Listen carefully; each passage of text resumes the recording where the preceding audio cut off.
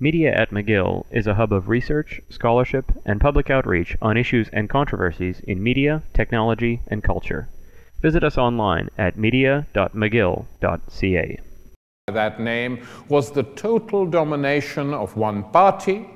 They were one-party states, and one-party states meant one dominant newspaper and one dominant state television network, and that's what gave the news. And most people in those countries didn't believe a word of what they read.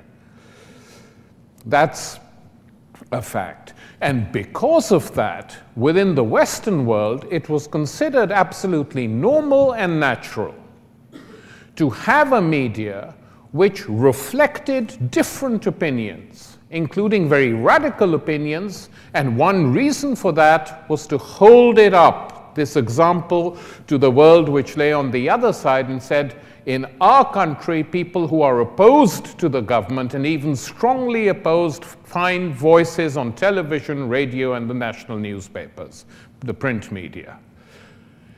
And so you can see a very different way of reporting which emerged. I mean, I will just give you one example from the United States, that during the Vietnam War, the reporting in some of the print media, the New York Times correspondent Halberstam, who was sending in reports from the battlefields of Vietnam, the quality of this reporting was quite extraordinary.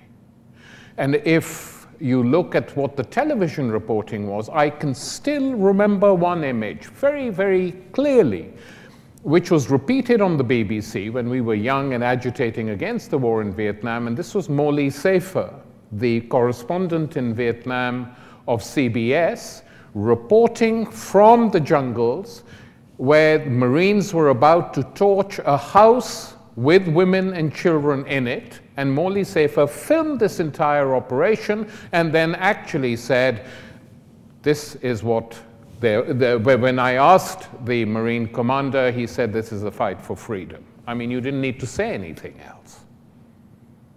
And that level of reporting on television has virtually disappeared, certainly in the Western media. You don't get it. And the contrast is very pronounced. And one reason is they don't have to convince anyone in any other part of the world about how great the media is compared to anything else, because the media is by and large the same in most parts of the world, though not all, as we shall discuss in a moment. And so it's quite instructive to look at the media in relation to the three different conflicts that are shaping, reshaping, destabilizing the Middle East. The first, of course, is Iraq. If you look at how the war in Iraq has been covered, it's completely different from coverage given to previous wars. This process started with the first Gulf War and has now reached its sort of apogee with the current war in Iraq, where the actual phrase used is the only trustworthy journalists are embedded journalists. And embedded journalists are those totally dependent on the Western armies in Iraq, who don't step outside the zones controlled by these armies and who don't do anything without asking the PR relations people of the various armies there whether they can do this or not. The bulk of the reporting comes like that. Occasionally, you have 2 or 3 brave journalists who break the routine, but by and large, that's what the reporting is. So you do not get a complete or an everyday account of what is happening in the country. And I don't need to mention now, because this is so well known that it's almost a cliche to repeat it, that all the mainstream papers in the Western world, by and large, bought Bush's line on weapons of mass destruction, and in the United States bought the line which no European paper could buy because it was too fantastical for words, that one reason for invading Iraq was of Saddam Hussein's links with Al-Qaeda. I mean, when the United States came up with that, the entire Arab world roared with laughter, because anyone with a tiny bit of knowledge knew that Saddam and Al-Qaeda loathed each other, absolutely hated each other.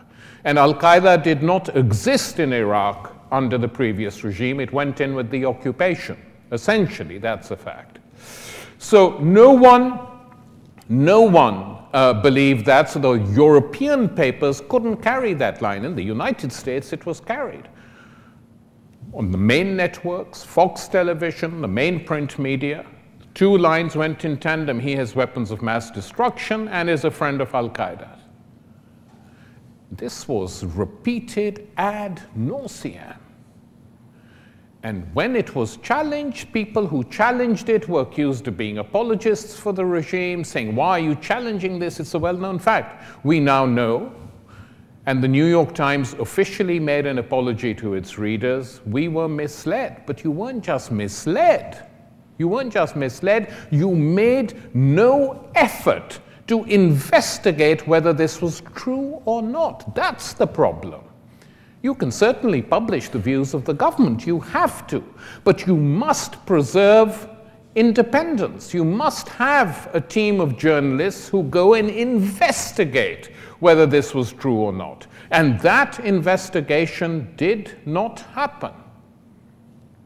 And when a BBC journalist, as it so happens, a right-wing BBC journalist, Andrew Gilligan, more or less said on the BBC's main current affairs show today that nobody really believed in these weapons of mass destruction and the whole dossier had been rigged by the intelligence networks, which turned out to be true, he was fired.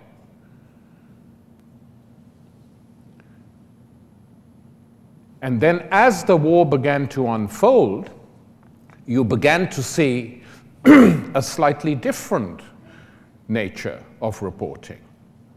They only wanted you to report, and they only wanted you to see what was completely under their control. Journalists who went outside military control, Western military control, were often found dead. More journalists have died in the Iraq War than in previous wars since the last 25 years. And many of them were killed in accidental fire by the US Marines. So the act of trying to step outside, I mean, you know, Seymour Hersh, Robert Fisk, and a few other intrepid souls carried on. They carried on reporting.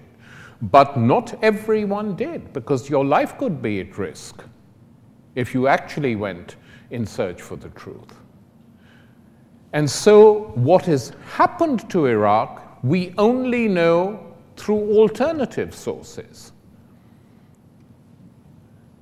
That 1 million Iraqis have died. When the British medical magazine Lancet first said about 2 years ago that using the same methods we use to ascertain casualties during times of famine or civil wars, we have used exactly the same methods, and our team has said, this was 2 years ago, that up to 600,000 Iraqi civilians have died since the US occupation.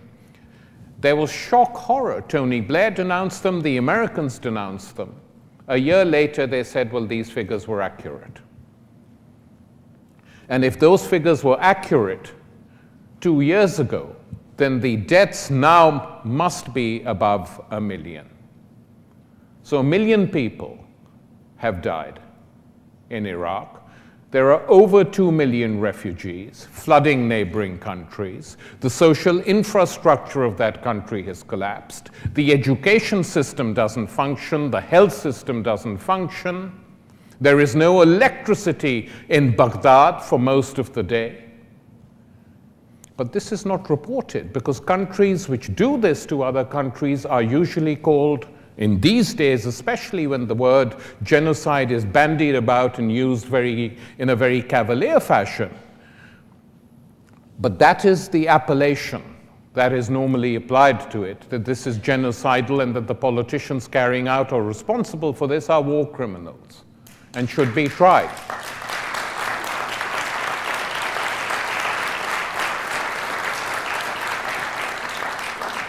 But there is a set of double standards in operation, that such an appellation is only applied to people who are enemies of the West at a particular given point.